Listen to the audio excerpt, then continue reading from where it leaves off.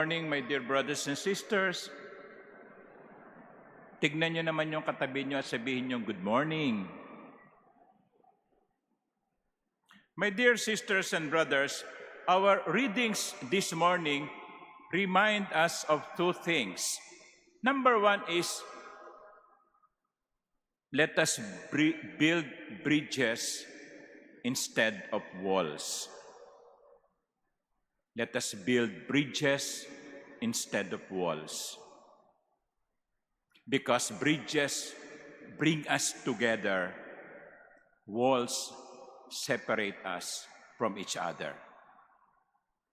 Magtayo tayo ng tulay, hindi ng mga pader.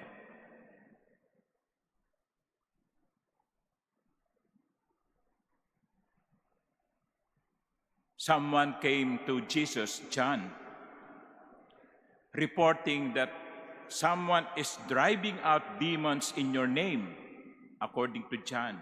And we tried to prevent him because he does not follow us. And Jesus said, no, allow him. Allow him to do what he's doing. Because whoever is not against us is for us. Pinagbawalan niya si Juan. Huwag mong pagbawalan yung gumagawa ng ginagawa natin. Ganun din, in the first reading from the book of Numbers, it was reported to Moses by Joshua, Eldad and Medad are prophesying. They are doing what we are doing. Let's stop them. And Moses said, no, don't stop them. I wish there will be more prophets in the land. And that is the problem with many of us, that we try to divide ourselves. We separate ourselves. They and us. Kayo, kami. Sila, tayo. Kakamping, DDS. Liberal, conservative. In the United States, Republicans versus Democrats. There is always the tendency to separate one another. But Jesus said in the gospel, if they are doing the same thing that we are doing, they are not our enemies. If they are doing what we are doing, they are our friends. Tayo mga Pilipino, minsan malakas ang regionalism natin no? Mga Ilocano, Kapampangan, Tagalog, Cebuano, Waray, Bicolano. Kaya kahit sa ibang bansa, Association of Bicolanos in California. Yan. Association of Ilocanos in Hawaii.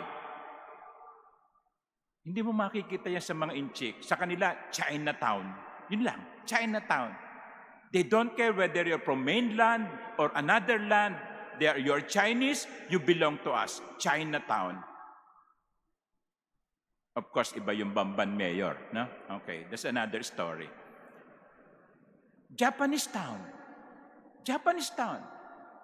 Tayo, may Bicolano town. May Tagalog town. And that is why we tend to separate one another. How about Filipinos? How about Filipinos or Filipinas? Walang Bicolano, walang Ilocano, walang Waray, walang Muslim, walang Tagalog. Lahat Filipino. Para na sa ganon, matuto tayong mag-isip ng may pagkakaisa. Kaya siguro hindi tayo magkasundo-sundo Ang dami-dami na nating isla, ang dami-dami pa nating region, ang dami-dami pa nating mga pagkakahiwalay. Let us make the Philippines one. At yun palagay ko ang unang paalaala sa atin ng mga pagbasa.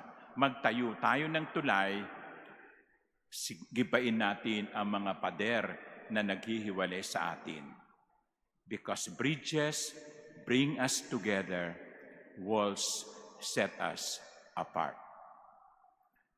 The second reminder to us of the readings is, nothing is more important than the salvation of our souls. Walang mas hihigit pang mahalaga kaysa sa kaligtasan ng ating kaluluwa.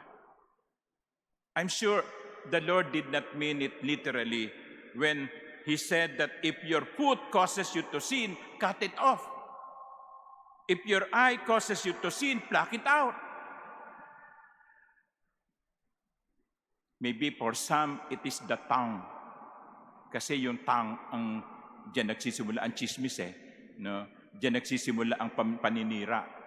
So siguro, pwedeng sabihin ng Panginoon, kung ang dila mo ay nagiging dahilan ng iyong pagkakasala, potulin mo. Ay palagay ko, marami sa atin magiging pipe. But what does it mean? Does it mean that Jesus would like us to cut off our foot, to cut off our hand, to pluck out our eyes? No. But what He means is that nothing is as important than the salvation of your souls. So, sa makatwid, kung ang isang bagay ay nagiging dahilan ng iyong pagkakasala at hindi ka makapapasok sa langit, talikuran mo ang bagay na iyon. Kung ang isang lugar na madalas mong puntahan ay nagiging dahilan ng iyong pagkakasala, tumalikod ka sa lugar na iyon, sapagkat mas mahalaga ang kaligtasan ng iyong kaluluwa kesa sa panandaliang kaligayahan na natatagpuan mo sa lugar na iyon. Kung ang isang relasyon ay nagiging dahilan ng iyong pagkakasala, talikuran mo't putulin ang relasyong iyon sapagkat mas mahalagang makapasok ka sa langit kesa sa pagpapatuloy ng maling relasyon. Father, mahal na mahal ko siya. May asawa ka na Maging tapat ka sa asawa mo. Putulin mo yung relasyong yon. Sapagkat hindi mo ito ikaliligtas. Kaya mga minamahal kong kapatid, isipin ninyo ano yung nagiging hadlang sa buhay ninyo upang kayo ay maging banal. Ano yung nagiging hadlang upang kayo ay hindi makapapasok sa langit? It can be power, it can be prestige, it can be money, no? Hindi sa lahat sagabal ang pera, Hindi sa lahat ng tao sagabal ang pera. Yung iba walang pera, no? Ano magiging sagabal doon, no?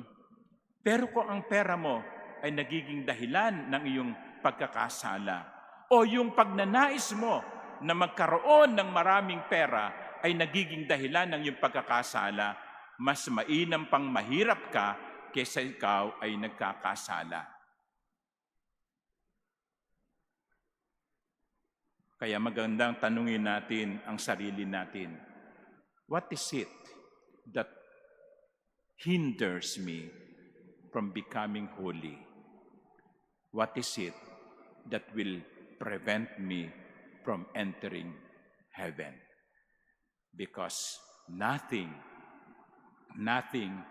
is as important or precious than the salvation of our souls.